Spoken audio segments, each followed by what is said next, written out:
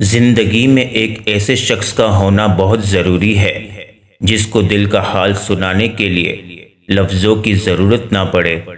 دنیا میں دو طرح کے دکھ ہیں، ایک وہ جو تمہیں توڑ دیتے ہیں اور ایک وہ جو تمہاری زندگی بدل دیتے ہیں۔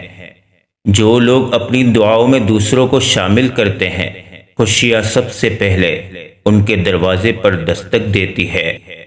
بانو کہتی تھی، ماں بے شک پڑھی لکھی نہ ہو، پر دنیا میں ہر ضروری بات ہم اپنی ماں سے سیکھتے ہیں۔ تمام رشتوں میں سب سے کمزور رشتہ تمہارے جسم اور تمہاری روح کا ہے، نہ جانے کس وقت اور کہاں ٹوٹ جائے۔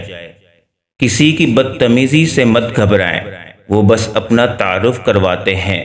سمجھداری اسی میں ہے کہ آپ انہیں پہچان کے آگے چل دیں۔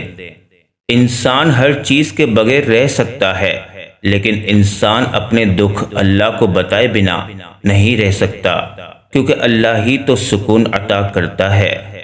کبھی بھی شادی کے کھانے کی برائی نہ کرو، بیٹی کے باپ کی پوری عمر لگی ہوتی ہے صرف اس ایک وقت کے کھانے کے لیے۔ چھوٹا بن کر رہو گے تو ہی بڑی بڑی رحمتیں ملیں گی، کیونکہ بڑا ہونے پر تو ماں بھی گود سے اتار دیتی ہے۔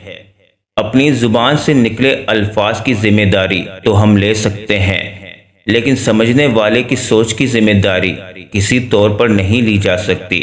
کالی عینک لگا کر دنیا کو کالا کہنا کچھ لوگوں کی تربیت میں شامل ہوتا ہے۔ میری امی نے مجھے سکھایا ہے کہ بیٹی لڑکی کتنی ہی پڑھی لکھی یا ماڈرن کیوں نہ ہو جائے، ننگے سر بری لگتی ہے۔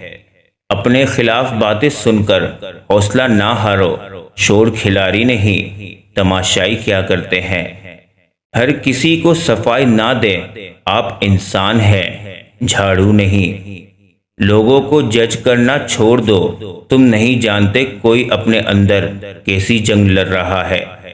اپنے بچوں کو چاند پر قدم رکھنے والے انسان کے قصے نہیں، بلکہ انگلی کے اشارے سے چاند کو توڑنے والے آقا صلی اللہ علیہ وسلم کی پیروی سکھاؤ۔ مرد اگر سچی محبت کر لے تو وہ نہ کسی غیر عورت کی طرف دیکھتا ہے اور نہ ہی کسی غیر مرد کی نظریں اپنی عزت پر پڑنے دیتا ہے۔ انسان خوش فہمیوں سے نکل آئے تو زندگی کے اصول آئینے کی طرح شفاف نظر آتے ہیں۔ لوگوں سے ڈرنا چھوڑ دو، عزت اللہ تعالیٰ دیتا ہے، لوگ نہیں۔